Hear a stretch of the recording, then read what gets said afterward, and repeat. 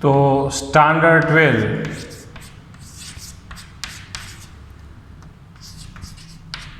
Chapter number 2 આપણે text book ઉપર આધારિત એટલે કે એનસીઆરટી ઉપર આધારિત આપણે વાત કરીએ છીએ, જેમાં છેલ્લે સ્વાધ્યાયના દાખલાઓની આપણે વાત કરી હતી.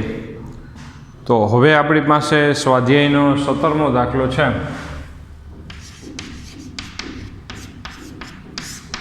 જે સ્વાધ્યાયના 17મા દાખલામાં આપણને રકમમાં એમ કીધું છે કે એક વીજભારિત સળિયો છે. આ વીજભારિત સળિયો કે જેના ઉપર વીજભાર વિતરિત થયેલો છે, અને આ જે સળિયો છે તેમાં લેમડા જેટલી રેખીય ઘનતાથી વીજભારનું વિતરણ કરવામાં આવે છે. લેમડા જેટલી રેખીય ઘનતા એટલે એકમ લંબાઈમાં રહેલો વીજભારનો જથ્થો જે લેમડા જેટલો છે. તો અહીંયા લેમડા જેટલી રેખીય ઘનતાથી વીજભારનું વિતરણ થયેલું છે, જેટલી રેખીય ઘનતાથી વીજભારનું વિતરણ કરવામાં આવે છે. હવે એક બીજો નળાકાર જે પોલો નળાકાર છે,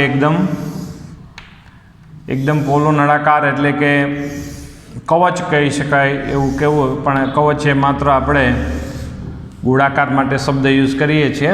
પોલો નળાકાર એટલે અંદર કાંઈ નથી એવો વ્હાઇટ કલરનો નળાકાર છે, અને જેની અંદરની સપાટી પર ઋણ વીજભાર પ્રવર્તી રહ્યો છે. એટલે કે આ વીજની કંઈક વાત છે, જુઓ બરાબર, ઋણ વીજભાર પ્રવર્તે છે. તો હવે જેમાં બહારના નળાકારની ત્રિજ્યા અહીંયા બી જેટલી છે. આ આપણા માટે એક કેપેસિટર બની ગયું. કેપેસિટરની વ્યાખ્યા શું? બે અલગ કરેલા વાહકોથી બનતા તંત્રને કેપેસિટર કહેવાય. તો આ બે અલગ કરેલા જ વાહક થઈ ગયા. શું કામે? એક આ સળિયો છે, અને સળિયાની આજુબાજુ આવી રીતનું જે નળાકાર છે, આવી રીતે જોઈએ તો વચ્ચે સળિયો છે અને આ નળાકાર છે. આ બે સળિયો અને નળાકાર બે એકબીજાના સંપર્કમાં નથી, એટલે આ બે વાહક અલગ કરેલા વાહક કહેવાય. અને સળિયાનો જેટલો ધન વીજભાર છે એટલો જ આ નળાકારની અંદરની સપાટીનો ઋણ વીજભાર છે. તો આની અંદરના વિસ્તારમાં એક સમાન વિદ્યુત ક્ષેત્ર પ્રાપ્ત થશે, અને આ એક કેપેસિટર બને. તો એ કેપેસિટર માટે અંદરના વિસ્તારમાં સમાન વિદ્યુત ક્ષેત્રનું આપણે સમીકરણ તારવવાનું છે. તો તેમાં ધારો કે અહીંથી આપણે વિચાર કરીએ કે ભાઈ ગાઉસના નિયમનો ઉપયોગ કરીને આપણે વિચાર કરવાના છીએ. અહીં અંદરના વિસ્તારમાં સમાન વિદ્યુત ક્ષેત્ર છે. જો હું ક્ષેત્ર રેખાઓ દર્શાવું છું, વિદ્યુત ક્ષેત્ર એટલે કે 1 કુલમ ધન વીજભાર પર લાગતું વિદ્યુત બળ. અહીંયા 1 કુલમ ધન વીજભાર મૂકો તો આ સળિયો એને અપા કરશે, અને આ ઋણ વીજભાર એને આકર્ષે, એટલે કે આ થઈ ગયું આપણા માટે સમાન વિદ્યુત ક્ષેત્ર. આવી રીતે થાય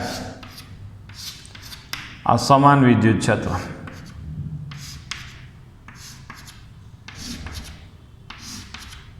આ સમાન વિદ્યુત ક્ષેત્ર દર્શાવ્યું. જોજો બરાબર આકૃતિ.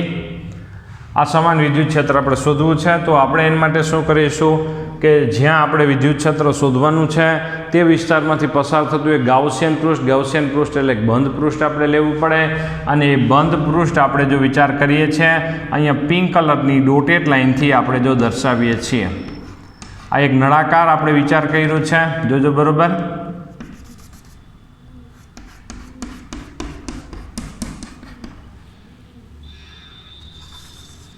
કે આ જે ગાઉસિયન પૃષ્ઠની ત્રિજ્યા કેટલી છે? સ્મોલ r જેટલી છે. તો અહીંયા આપણે લખીશું કે ગાઉસિયન પૃષ્ઠની ત્રિજ્યા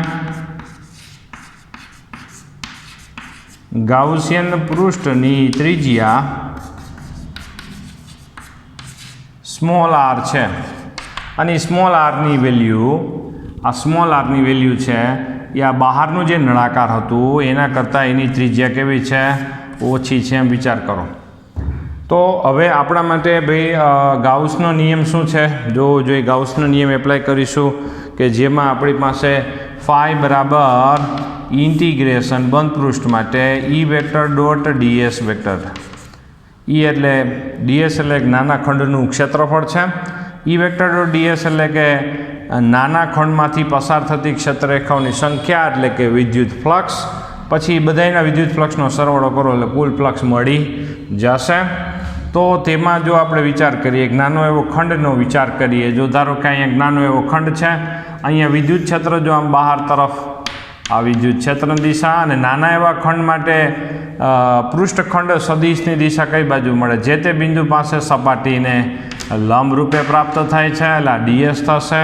આ ઈ અને ડીએસ બે કેવા થાય, એક જ દિશામાં થાય. તો અહીંયા છે આપણે બે વચ્ચે બનતો ખૂણો કેટલો થશે, 0 થાય. ઈ અને ડીએસ બે વચ્ચે બનતો ખૂણો 0 અને cos 0 બરાબર 1 આવશે. તો ફાઈ બરાબર ઈ એટલે હવે જો ધારો કે આ દરેક ખંડ માટે આપણે વિચાર કરવાનો છે, આ દરેક ખંડ છે એ અહીંથી સમાન અંતરે જ છે, આ દરેક બિંદુઓ પાસે વિદ્યુત ક્ષેત્રનું મૂલ્ય કેવું છે, સમાન.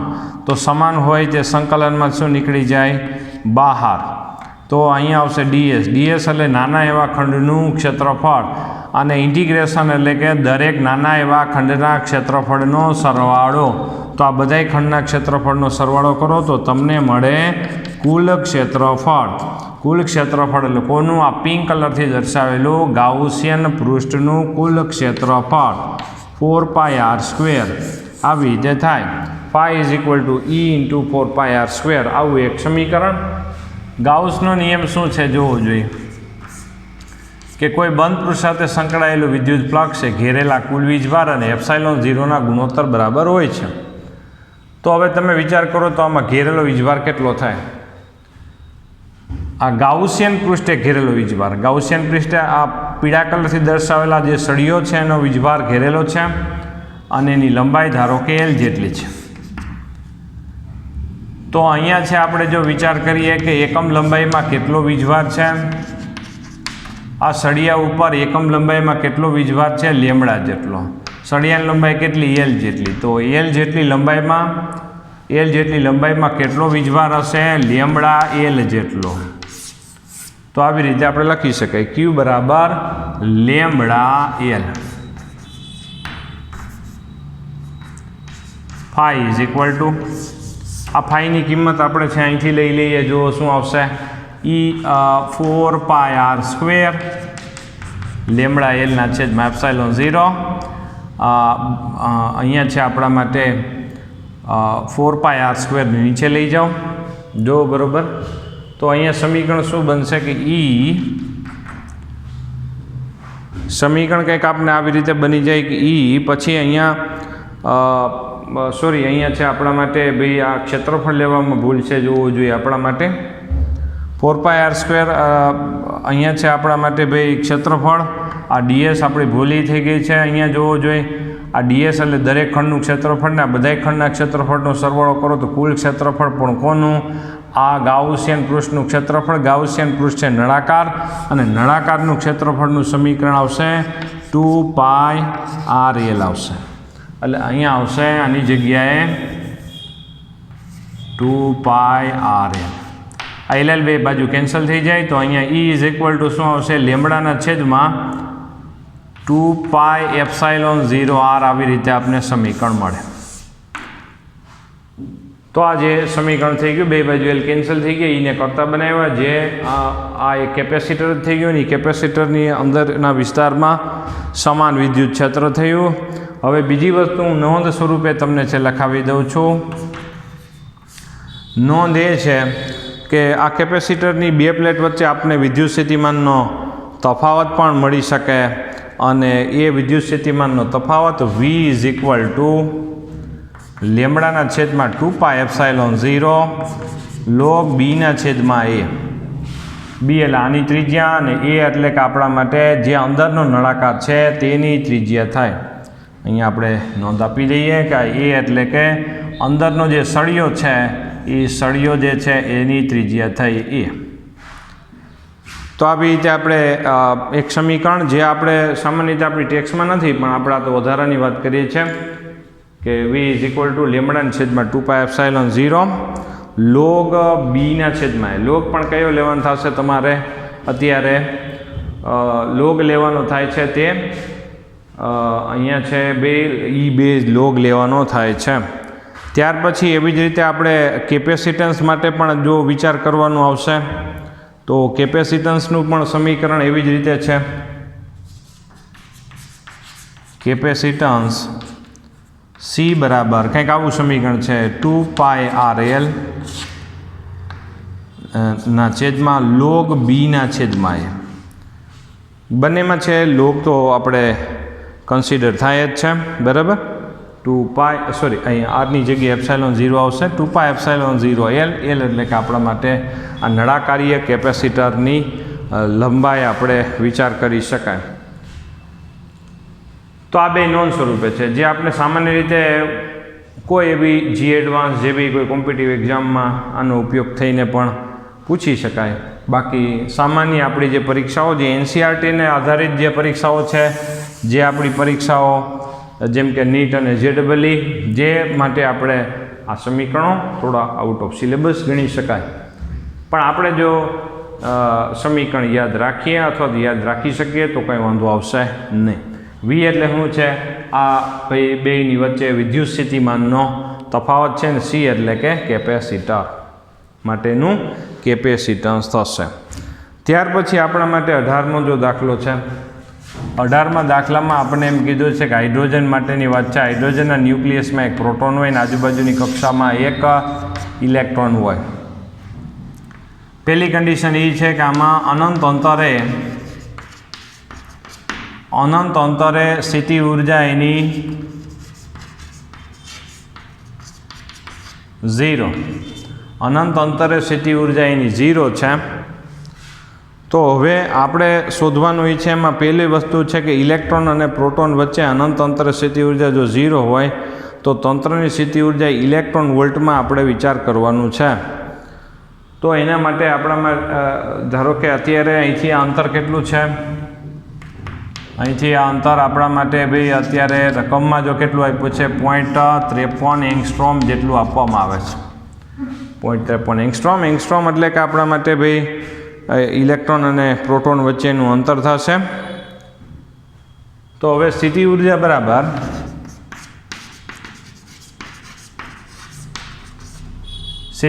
બરાબર બે રસ્તો છે આપણી પાસે. અનંત અંતર રહેલી સ્થિતિ ઉર્જા 0 અને આ બેનો આપણે શું લઈ લઈએ? તફાવત લઈ લઈએ તો પણ એ તંત્રની સ્થિતિ ઉર્જા ગણાશે, બરાબર. અને એક ટાઈપની બંધન ઉર્જા પણ ગણી શકાય. અથવા તો આપણે ડાયરેક્ટ આ સમીકરણનો ઉપયોગ કરીએ તો પણ કાંઈ વાંધો નહીં આવે.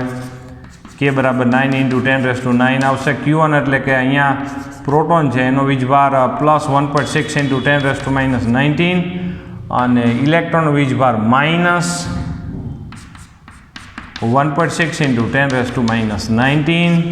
આર એટલે બે વચ્ચેનું અંતર 0.53 એંગસ્ટ્રોમ. એંગસ્ટ્રોમ એટલે 10⁻10. આનું સાદુરૂપ આપો તો અહીંયા માઇનસ છે, એ માઇનસ અહીંયા આવશે. અને જેનો જવાબ આપણે છે અહીંયા છે જો મટીરિયલમાં જો વિચાર કરીએ તો સાદુરૂપ આપ્યા પછી જવાબ તમને છે 27.16 ઇલેક્ટ્રોન વોલ્ટ પ્રાપ્ત થશે. 27.16 ઇલેક્ટ્રોન વોલ્ટ. ત્યાર પછી આપણે આની ગતિ ઉર્જા પણ શોધવાની છે. કોની ગતિ ઉર્જા? ઇલેક્ટ્રોન જે પરિભ્રમણ કરી રહ્યો છે તેની ગતિ ઉર્જા આપણે શોધવાની છે. તો ગતિ ઉર્જા માટે પણ સમીકરણ ડાયરેક્ટ સ્થિતિ ઉર્જાનું અડધું કરી નાખો તો જે ઇલેક્ટ્રોન પરિભ્રમણ કરી રહ્યો છે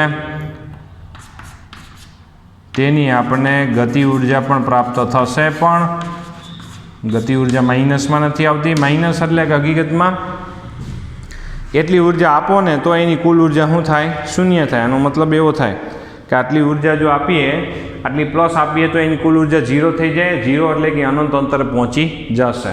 પણ ઓલરેડી એની પાસે ગતિ ઉર્જા કેટલી છે? ગતિ ઉર્જા આનાથી અડધી એટલે કે કેટલી થશે જોવો જોઈએ. અહીંયા અડધી એટલે કે 13.58 જેટલી થાય.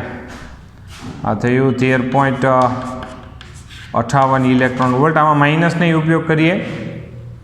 આ એનો જેવું વસ્તુ છે કે આને મુક્ત થવા માટે આટલી એને ઘટે છે ઉર્જા. આટલી ઘટે છે. આટલી તો એની પાસે છે. ગતિ ઉર્જા એટલે કે એની પાસે કેટલી ઉર્જા છે એ દર્શાવે છે. તો એની કુલ ઉર્જા એટલે કે એ જે એની આપણા માટે આમ જુઓ તો બંધન ઉર્જા પણ કહેવાય. કુલ ઉર્જા એટલે આપણા માટે ગતિ ઉર્જા અને સ્થિતિ ઉર્જાનો બંનેનો સરવાળો. ગતિ ઉર્જા અને સ્થિતિ ઉર્જા બેનો સરવાળો કરવો જોઈએ તો અહીંયા છે ગતિ ઉર્જા 13.58 અને સ્થિતિ ઉર્જા 27.16. તો સાદુરૂપ આપો એટલે આપણને કુલ ઉર્જા મળે અને જે કુલ ઉર્જા આપણને છે -13.58 ઇલેક્ટ્રોન વોલ્ટ. એટલે ફાઇનલી વાત એ કરી શકાય કે ભાઈ 0.53 એંગસ્ટ્રોમ જે ત્રિજ્યામાં ઇલેક્ટ્રોન પરિભ્રમણ કરતો હોય એને મુક્ત કરવું હોય તો 13.58 ઇલેક્ટ્રોન વોલ્ટ જેટલી આપણે ઉર્જા આપી દઈએ તો એ મુક્ત થઈ જાય. કુલ ઉર્જા એટલે એની એક ટાઈપની બંધન ઉર્જા. તે બંધન ઉર્જા એટલે કે મુક્ત કરવા માટે જરૂરી ઉર્જા, જે આપણે પરમાણુના ચેપ્ટરમાં પણ આપણે આ જ વસ્તુ રિવિઝન થશે અને આ વસ્તુ પણ આવશે. પણ અત્યારે આપણે છે શીત વિદ્યુત સ્થિતિમાનની દ્રષ્ટિએ વિચાર કરીએ છીએ. ત્યાર પછી આપણને છે આ વસ્તુ આપણા માટે બી હતી, જેમાં ગતિ ઉર્જા અને આપણે કુલ ઉર્જા આપણે મેળવી દીધી છે. ત્યાર પછી હવે સી વેરાયટી છે. આમાં સી વેરાયટીમાં આપણને એવું પૂછ્યું છે કે ભાઈ R1 એટલે કે આપણને એમ કીધું છે કે કેટલા અંતર છે. જો રકમમાં એક્ઝેક્ટ આપણે જો જોઈએ તો રકમમાં કીધું છે કે 1.06 એંગસ્ટ્રોમ જેટલા અંતરે 1.06 એંગસ્ટ્રોમ એટલે કે 1.06 × 10⁻10 મીટર જેટલા અંતરે સ્થિતિ ઉર્જા જો શૂન્ય લઈ લેવામાં આવે, જેને અનંત અંતર જ ગણ લ્યો, તો બંધન ઉર્જાને એના જવાબ શું આવે આપણને એમ કીધું છે. તો પાછી આપણે કુલ ઉર્જા જો વિચાર કરો કે R1 અંતરે સ્થિતિ ઉર્જા અને R અંતરે સ્થિતિ ઉર્જા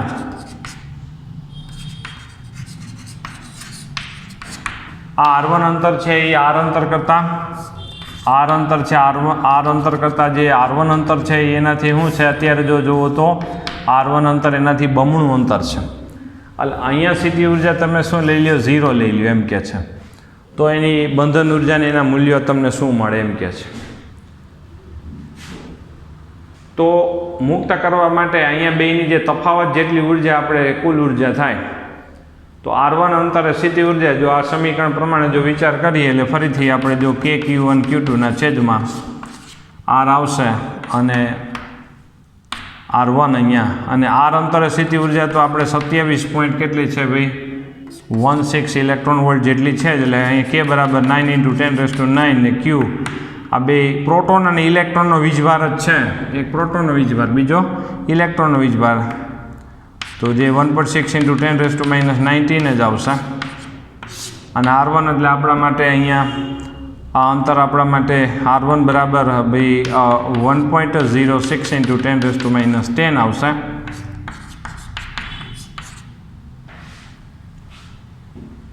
તમને એક બીજી વાતે તમને જાણકારી પૂરતી આપી દઈએ કે ભાઈ અહીંયા તમારે છે આ જે જવાબ મેળવો એ ડાયરેક્ટ તમને છે 27.16 નહીં મળે, કારણ કે કેની વેલ્યુ SIમાં લીધી છે, આ પણ કુલમમાં લીધી છે, આ પણ કુલમમાં લીધી છે, અંતરે મીટરમાં લીધું છે. તો તમને જે પહેલાં જવાબ મળશે એ જવાબ તમને કેવો મળશે, પહેલાં જૂલમાં મળશે.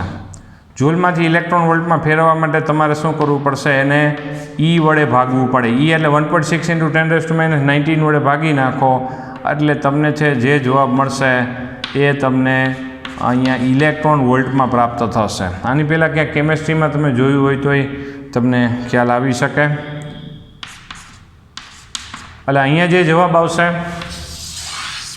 એને હજી 1.6 × 10⁻19 વડે ભાગવા પડે તો તમને છે ફાઇનલી સીધો ડાયરેક્ટ કેમાં મળશે, ઇલેક્ટ્રોન વોલ્ટમાં તમને જવાબ પ્રાપ્ત થશે. ને જેનો જવાબ આનો સાદુરૂપ છે, ટૂંકમાં આનું સાદુરૂપ 27.16 આવતું હોય તો અહીં ડબલ અંતર મૂકો તો જવાબ શું આવે, એના કરતાં અડધો એટલે કે 13.58 તમને મળે. સીધી વાત છે. તો ફાઇનલી છે તમને બંધન ઉર્જા કેટલી મળશે, 13.58 ઇલેક્ટ્રોન વોલ્ટ જેટલી. આ બંધન ઉર્જા છે. એટલે એનો મતલબ કે આ અંતરથી પાછું અહીંયા સુધી જો એને લઈ જવું હોય તો 13.58 ઇલેક્ટ્રોન વોલ્ટ જેટલું આપણે શું કરવું પડે, કાર્ય કરવું પડે, જે એની શું કહેવાય બંધન ઉર્જા એટલે મુક્ત કરવા માટે જરૂરી ઉર્જા. એટલે એનો મતલબ કે ઇલેક્ટ્રોનને ઇલેક્ટ્રોનને ભાઈ અહીંયા 0.53 એંગસ્ટ્રોમે છે ત્યાંથી એ 1.06 × 10⁻19 પ્લસ માઇનસ 10 મીટર જેટલા અંતરે અહીંથી અહીંયા સુધી લઈ જવો હોય તો ઇલેક્ટ્રોનને આટલું કાર્ય કરીએ તો એ મુક્ત થઈ શકે. તો અહીંયા સુધી આપણે ચર્ચા રાખીએ છીએ. આ 2 એક્ઝામ્પલ છે. આના ટાઈપના એક્ઝામ્પલ આપણે પરમાણુ નામના ચેપ્ટરમાં પણ આવશે જ. આપણા માટે કેપેસિટરના 3 પ્રકાર છે. એક સમાંતર પ્લેટ કેપેસિટર જે આપણે ટેક્સ્ટ બુકમાં ભણ્યા તે. બીજું છે આપણા માટે આ નળાકારીય કેપેસિટર છે જેની અંદરના વિસ્તારમાં વિદ્યુત ક્ષેત્ર, વિદ્યુત સ્થિતિમાનનો તફાવત ને કેપેસિટન્સ. અને બીજું એક કવચ પ્રકારનું કેપેસિટર છે જેની આગામી દિવસોમાં પણ આપણે ચર્ચા કરીશું, જેમાં એક સ્વાધ્યાયનો દાખલો પણ એના ઉપર આધારિત છે જે જોશું આપણે.